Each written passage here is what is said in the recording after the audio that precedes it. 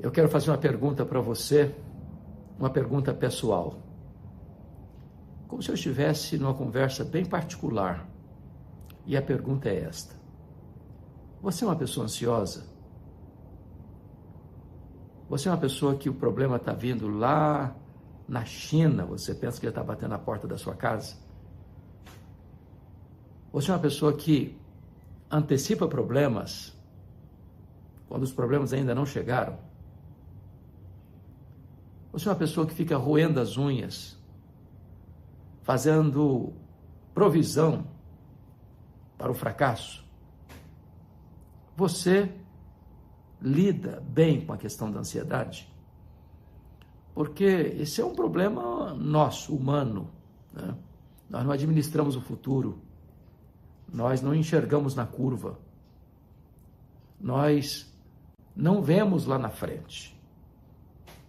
Então, tudo aquilo que parece fugir do nosso controle, que nós não administramos, nos deixa, de fato, ansiosos. A ansiedade é considerada o mal deste século. Atinge pessoas de todos os estratos sociais, de todas as faixas etárias e de todos os credos religiosos. As pessoas andam ansiosas. Até as crianças estão ansiosas hoje. Também pudera. Hoje parece que muitas crianças não têm mais espaço para uma vida lúdica tranquila. Uma criança já com 2, 3 anos já está na escola. Às vezes com atividades intensas.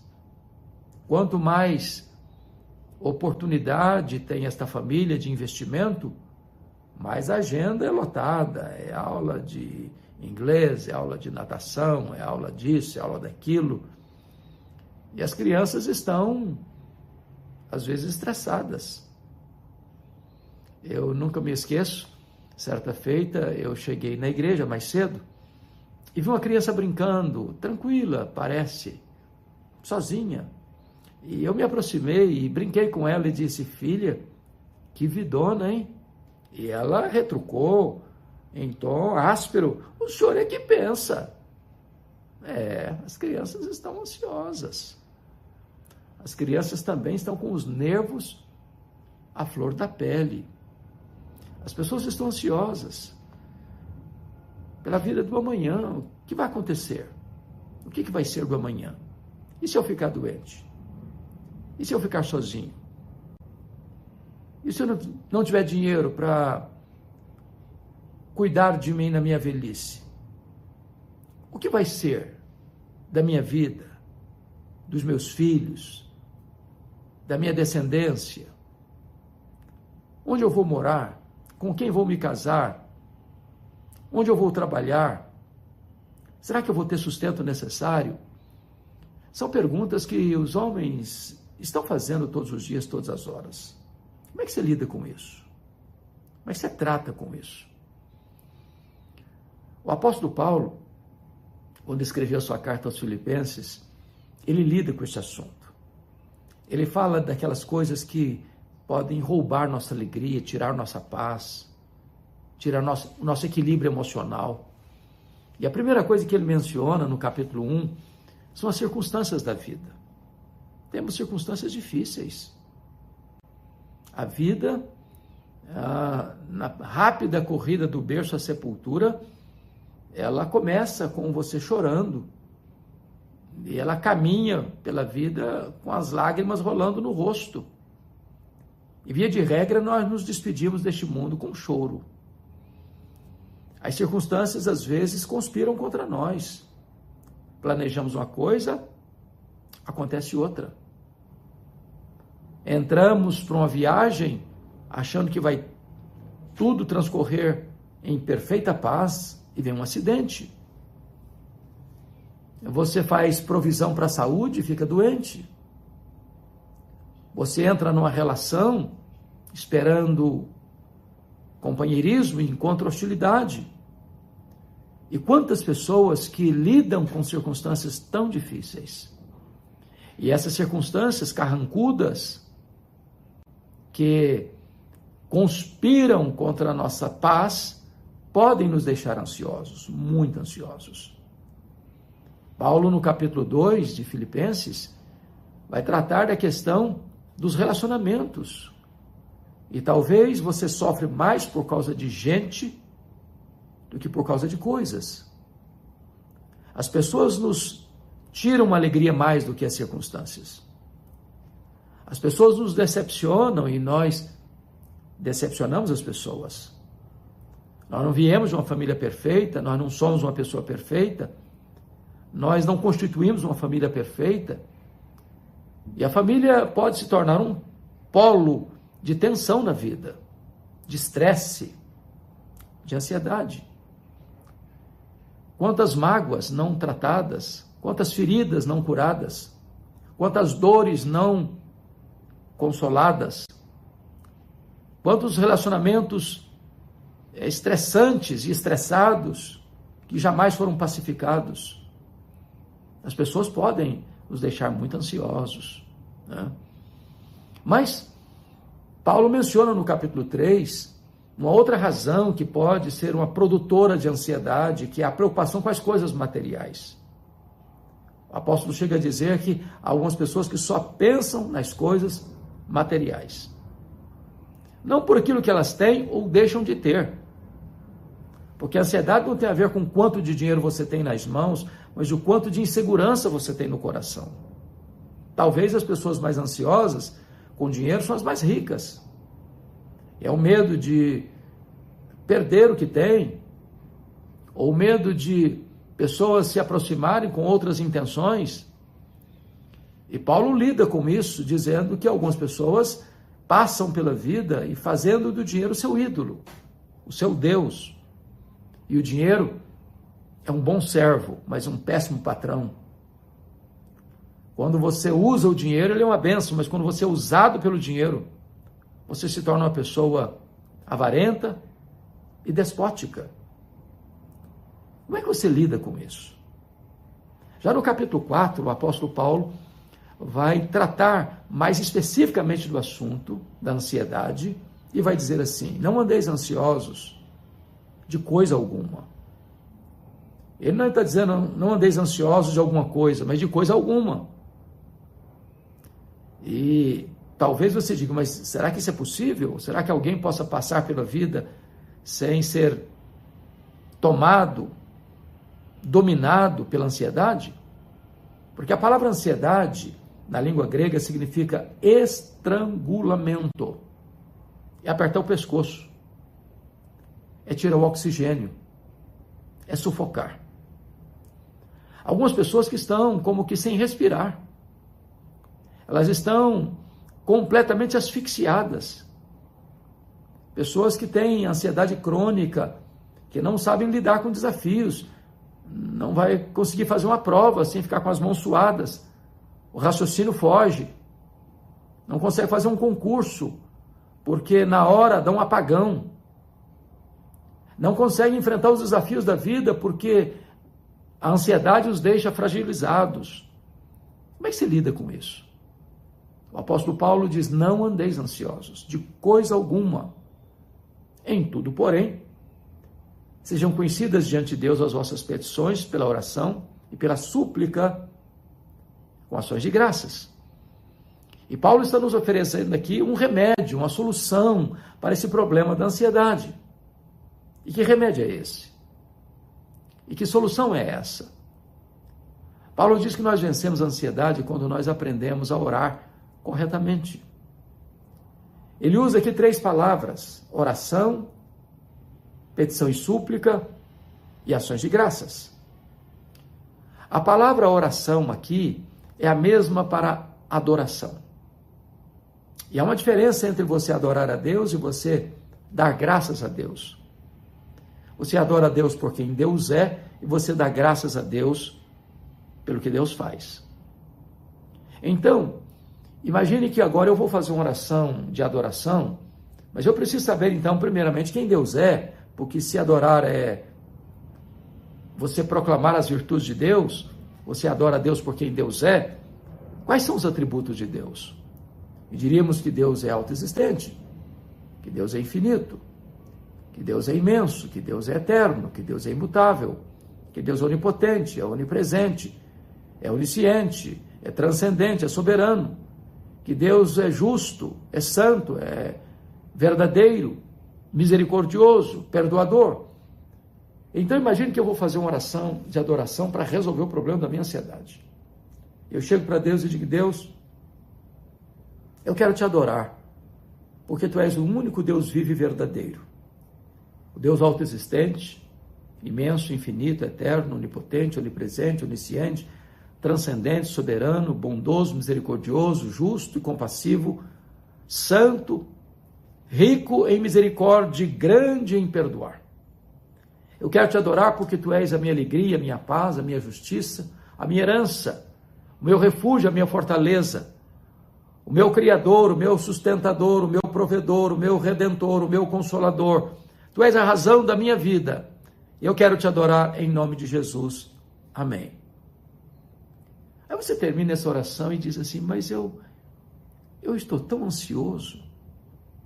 Ora, não dá mais para você fazer essa oração e ao mesmo tempo dizer que está ansioso, porque ou você retira a oração ou retira a ansiedade. Sabe por que nós ficamos ansiosos? É porque nós não conhecemos quão grande é o nosso Deus, quão poderoso é o nosso Deus, quanto pode o nosso Deus. Ele é o Criador do universo, Ele é o sustentador da vida, Ele tem as rédeas da nossa existência nas suas mãos. Ele move os céus e a terra, Ele levanta reinos, Ele abate reinos, Ele levanta reis, Ele tira reis do poder, Ele dá a vida, Ele tira a vida.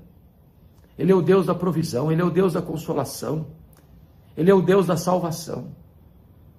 Quando nós passamos a conhecer a Deus, a amar a Deus, a servir a Deus, a reconhecer quem Deus é, então a ansiedade não terá mais domínio, governo sobre a nossa vida.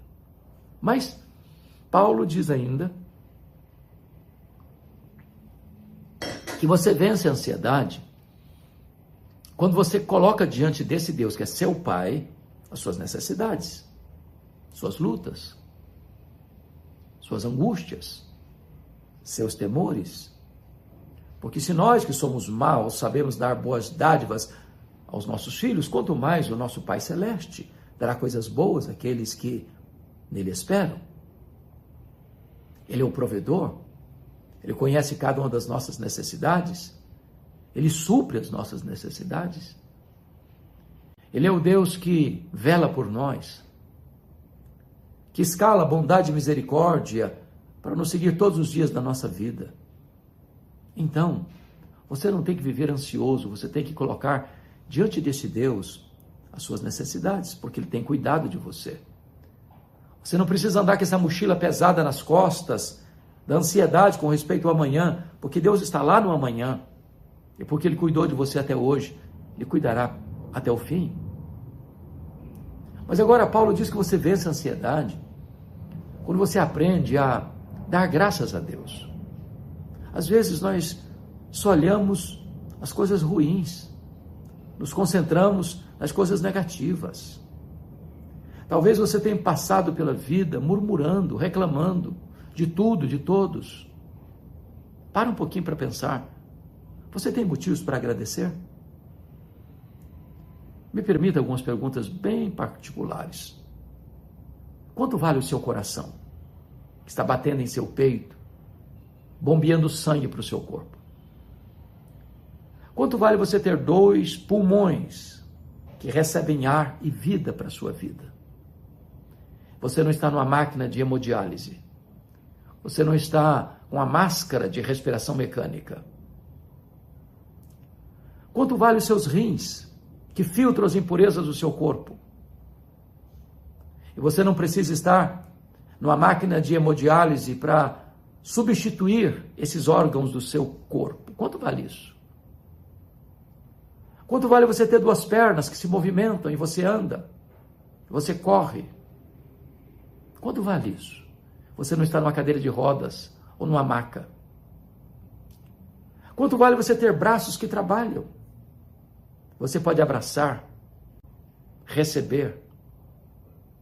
E você não está impossibilitado de trabalhar e ganhar o pão de cada dia. Quanto vale você ter olhos que enxergam? Não está privado da visão. Ter ouvidos que escutam? Não está privado dos sons. Quanto vale você ter um cérebro que está funcionando e você não está vegetando?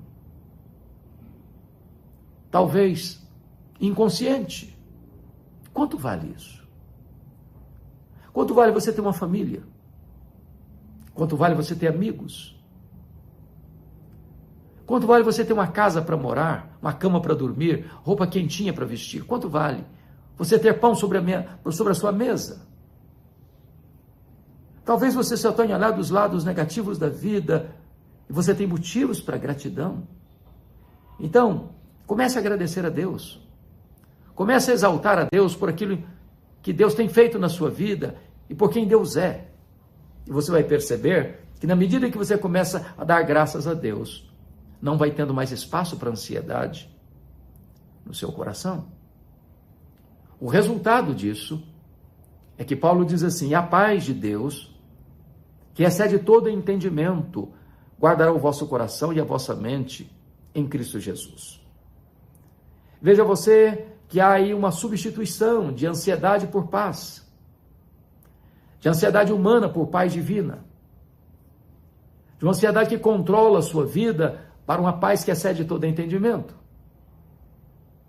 de uma paz que não é comprada por dinheiro, não é uma paz rasa, superficial, de um momento, mas é a paz de Deus, que excede todo entendimento, que coexiste muitas vezes com as provas da vida, com as lutas da vida, com as dores da vida, com as lágrimas da vida. Essa paz é a paz de Deus, que o mundo não conhece, que o mundo não pode dar, que o mundo não pode tomar de você. Essa paz de Deus vai cercar sua vida. A paz de Deus que excede todo entendimento, guardará. E a ideia aqui é montar guarda, montar sentinela, colocar uma soldadesca divina ao redor da sua cabeça e do seu coração, porque a ansiedade é um pensamento errado e um sentimento errado.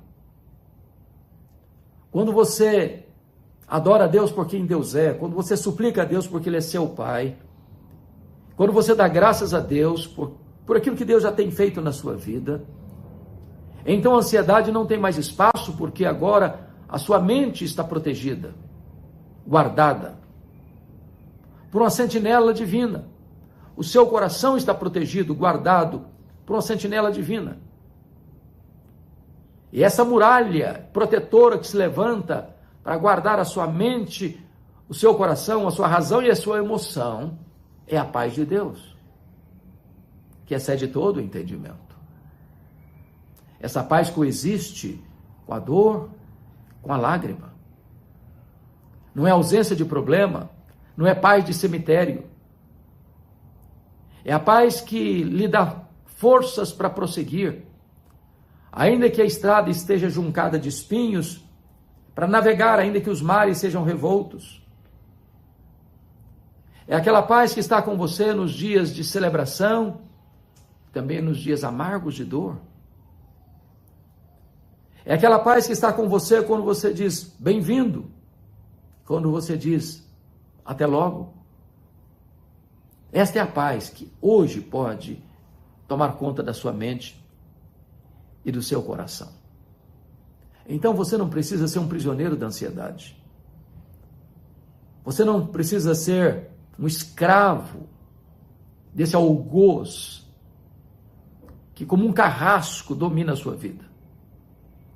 Agora é você se livrar dessa ansiedade, dessa mochila pesada, e lançar aos pés do Senhor Jesus toda a sua ansiedade, porque Ele tem cuidado de você. O Senhor Jesus disse: se você quer curar a ansiedade, olha para os lírios do campo. Eles não semeiam, eles não ceifam. E nem Salomão, em toda a sua glória, se vestiu como qualquer desses lírios do campo. Olha as aves dos céus, eles não semeiam, eles não colhem eles não têm celeiros, e Deus os alimenta. E você vale mais do que as flores do campo, você vale mais do que as aves dos céus. Você é precioso para Deus. Você foi criado à imagem e semelhança de Deus. Você é a menina dos olhos de Deus, você é a herança de Deus. Deus tem todo o seu prazer em você. Não viva ansioso, porque a ansiedade é inútil. Ela não vai melhorar o seu performance amanhã porque você está ansioso hoje. A ansiedade é prejudicial.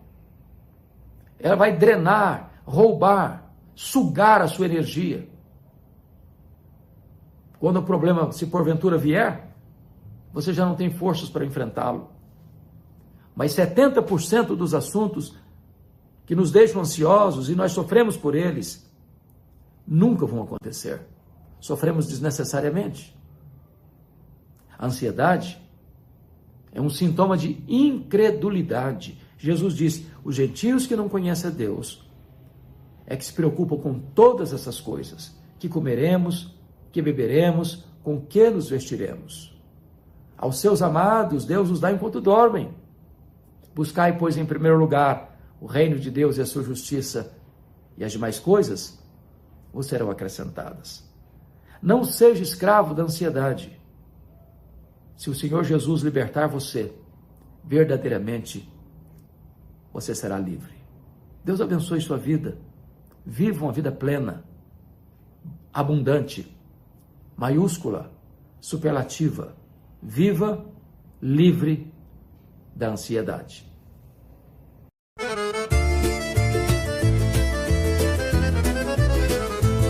Mi svegliai con freddo da faccia, mentre Gaddina faccia festa da strada. Misi scarpe, uno sì e uno no, e si fuori con tutto cuore in moto. A porta scrusciavo, cielo era chiatto, e femmini già parlano un tovatto.